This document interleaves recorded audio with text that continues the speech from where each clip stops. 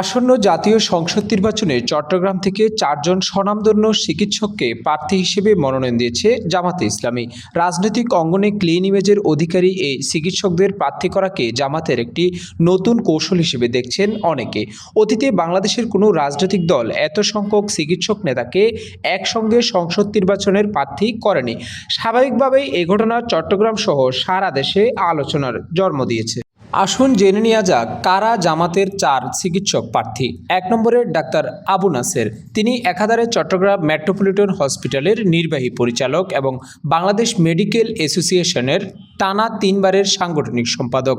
চট্টগ্রাম ৮ আসনে তিনি জামাতের মনোনয়ন পেয়েছেন। চাঁদগাঁও ও বোয়ালখালী থানা নিয়ে গঠিত এই আসনটিতে তার জনসেবামূলক কাজের একটি বড় প্রভাব রয়েছে।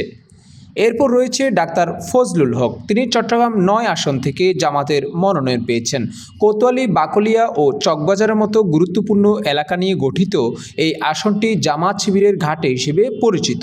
ইন্টারন্যাশনাল মেডিকেল কলেজ হসপিটালের চেয়ারম্যান এবং চট্টগ্রামের বেসরকারি হাসপাতাল মালিকদের সংগঠনের সভাপতির মতো পদে থাকা ডাক্তার ফজলুল হককে এখানে প্রার্থী করা হয়েছে। পাশাপাশি তিনি চট্টগ্রাম মহানগর জামাতেরও সাংগঠনিক সম্পাদক হিসেবে দায়িত্ব পালন করে আসছেন। এরপর রয়েছে ডাক্তার ফরিদুল আলম। বিশেষজ্ঞ এই চিকিৎসক চট্টগ্রামের শেভরন ক্লিনিক্যাল ল্যাবরেটরি প্রাইভেট লিমিটেডের চেয়ারম্যান। পটিয়া চট্টগ্রাম ১৪ আসনে তিনি জামাতের প্রার্থী হিসেবে প্রতিদ্বন্দ্বিতা করবেন। এছাড়া চন্দনাশ আসনে জামাতের হয়ে লড়বেন চক্ষু বিশেষজ্ঞ ডাক্তার শাহাদত হোসাইন। তিনি Chevron eye hospital and research সেন্টারের পরিচালক।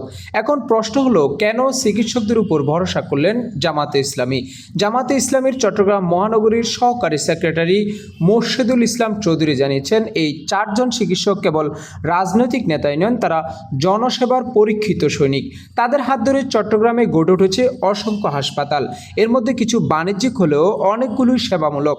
জামাত মনে করে স্বাস্থ্য খাতকে আধুনিক ও আন্তর্জাতিক মানের করতে হলে এই খাতের চিকিৎসকদের সংসদে পাঠানো জরুরি। তাই তারা খাতভিত্তিক দক্ষ জনশক্তিকে প্রার্থী হিসেবে বেছে নিয়েছে।